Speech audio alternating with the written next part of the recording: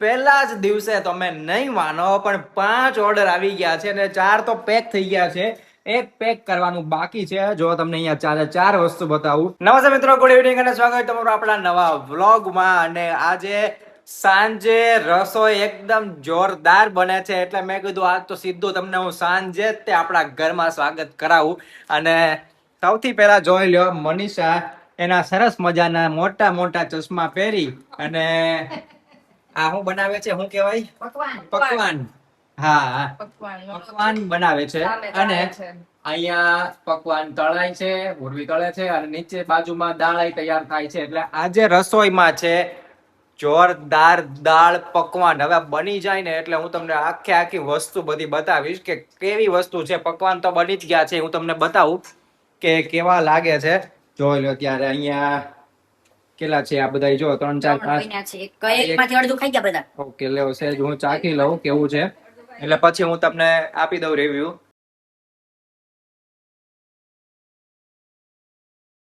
દિવાળી ઉપર જયારે ઓલી પૂરી પછી ઓલું શું કહેવાય, મઠિયા એવું બધું બનાવીએ ને એ રીતનો ત્યાંકો ટેસ્ટ આવે છે. એટલે આપણને એમ થઈ જાય કે આ દિવાળીની ઓલી સિઝનમાં આપણે બધી વસ્તુ બનાવતા હોઈએ ને એવું લાગે. એકદમ મોજ આવી જાય એવી વસ્તુ છે. જો તમે અહીંયા, વાહ ભાઈ વાહ, તળાઈ છે જોરદાર. અને સામે દાળ તૈયાર થાય છે. થઈ ગઈ છે, વઘારવાની બાકી છે. અહીંયા બફાયેલી તૈયાર છે, વઘારવાની બાકી છે. મને એ નથી સમજાતું કે મનીષા રોટલી શું આ પકવાન બનાવતી વખતે તે ચશ્મા શું કામ પહેરી રાખે છે? બોલો લ્યો. હે, ચશ્મા ને પકવાન ને કઈ લેવા દેવા ન હોય, પણ આંખ તો મારી ખરાબ થઈ જાય ને. એવું હોય? ચશ્મા નો તો દુખે છે મને. ઠીક, તો થોડીક વાર તો આમાં કાઢી નાખતી હોય તો મને આમ થોડુંક એમ થાય કે બ્લોગ ની અંદર તેરું કાઢો પહેરે એમ કરો તો વધારે માથું દુખે છે. બ્લોગ ની અંદર થોડુંક આમ સારું આવે એમ મને થાય. આખો દિવસ પણ બ્લોગ લીધા રાખો તો મારે આખો દિવસ વાહ, તમારી આંખ ખરાબ થઈ જાય. તમારા બ્લોગ તો આમદમ રહેશે પણ મારી આંખ બ્લોગ મહત્વના છે. આંખો તો હાલ છે એમ. તારે તો હું ને બે આંખો છે, એકાદી ખરાબ થાય તો હાલે, એમાં કઈ વાંધો નહીં. બીજી આંખે જોઈ લેવાનું તો કાઈ નહીં. જોયું તો છે અત્યારે સુધી 25 26 વર્ષ થયા તારા, આટલું તો જોયું. હવે શું જોવાનું હોય? હવે કાઈ નહીં. એમ ન હોય ને. મારે તો શું છે કે બધા મારા જે વ્યુઅર્સ છે એ બધાને હું એન્જોય એન્ટરટેનમેન્ટ આપું છું. એટલે આ વસ્તુ તારું હાલે, તું સાઈડ કેરેક્ટર છો. મમ્મી ગયા તા છાસ લેવા માટે, એટલે દાળ પકવાન ની સાથે સરસ મજાની છાસ આપણે પીએ. પછી સલાડ અહીંયા તૈયાર કર્યા છે સરસ મજાના. એટલે આજ મોજ આવી જવાની છે. મને એવું લાગે છે કે આ દાળ પકવાન જોઈને તમને બધાને એમ મોઢામાં પાણી આવી ગયું હશે. તમને જો ખાવાની ઈચ્છા થઈ ગઈ હોય ને તો અહીંયા આવતા રહેજો અમારે ત્યાં દાળ પકવાન ખાવા માટે. તમે જ્યારે પણ આવો ને ત્યારે આપણે દાળ પકવાન ફરીથી કરીશું, અથવા તો સીઝન પ્રમાણે જે કાંઈ હાલતું હશે એ પ્રમાણે કરીશું. જો શિયાળો ચાલતો હશે ને એકદમ, તો સરસ મજાનો આપણે ચૂલે ઓળો રોટલો કરીશું. મોજ આવી જાય બધાને જમવાની. વાહ ભાઈ વાહ, એ પકવાન તો જો અત્યારમાં ભૂખ લાગી જાય એવું છે. અત્યારે કેટલા વાગ્યા છે? હજી અત્યારે વાગ્યા છે 6:45 અને હજી જમવાને ઘણી બધી વાર છે.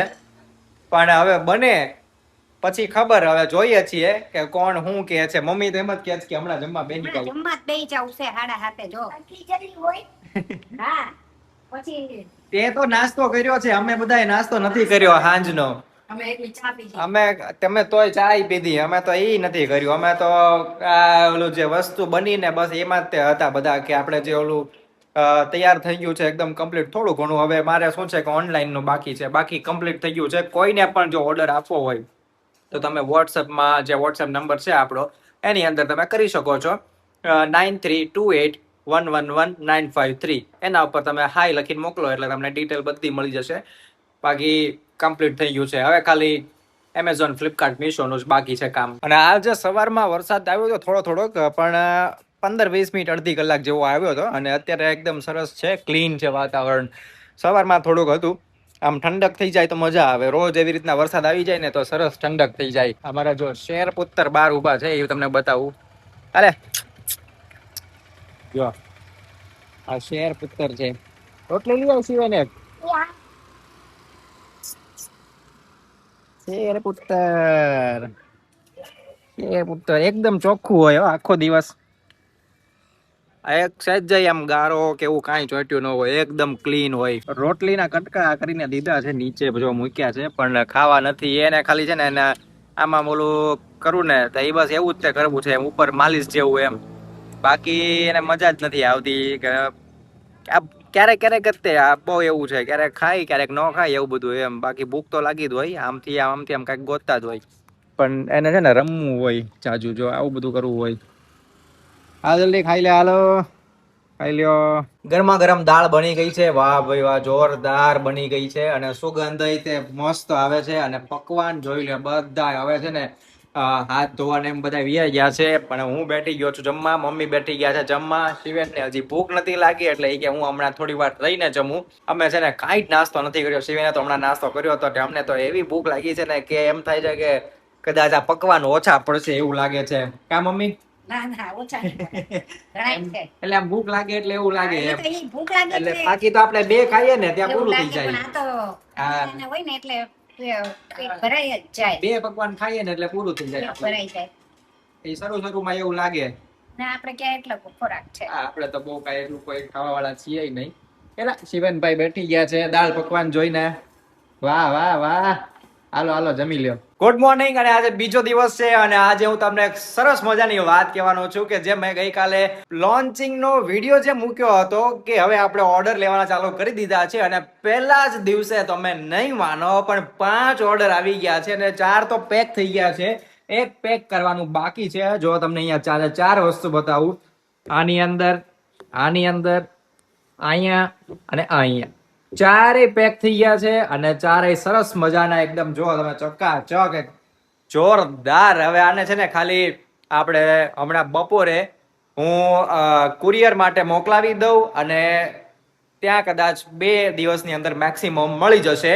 અને હા, એક કહેવાની વાત હતી બીજી કે ઘણા લોકોને પ્રશ્ન છે કે કુરિયર ચાર્જ, ડિલિવરી ચાર્જ છે કે નહીં. ડિલિવરી ચાર્જ નથી, એટલે કે ડિલિવરી એકદમ ફ્રીમાં તમને મળી જવાનું છે. અને આ મનીષા આમાં ઘણા બધા એવું પૂછતા હતા અને મનીષાને પણ એવા જે કઈ આલો નંબર આપેલો છે એની અંદર ઘણા પણ મેસેજ હતા કે આનાથી વજન વધે ઘટે.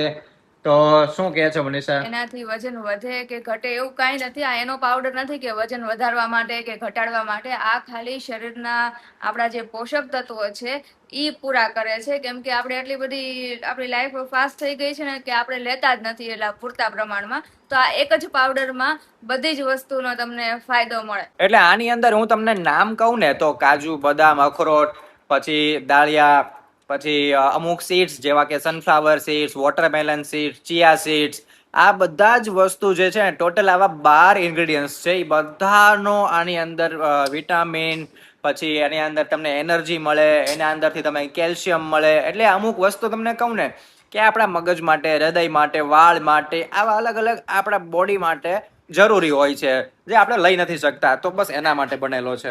બાકી આજનો જમવાનો ટાઈમ થઈ ગયો છે અને બધા જો હવે લેવા માંડ્યા છે વસ્તુ જમવા માટે થઈને. મમ્મી આજે શું જમવા બનાવ્યું છે? જમવામાં આજે આખા રીંગણા બટેટાનું શાક, વટાણા, દાળ ભાત. ઓકે.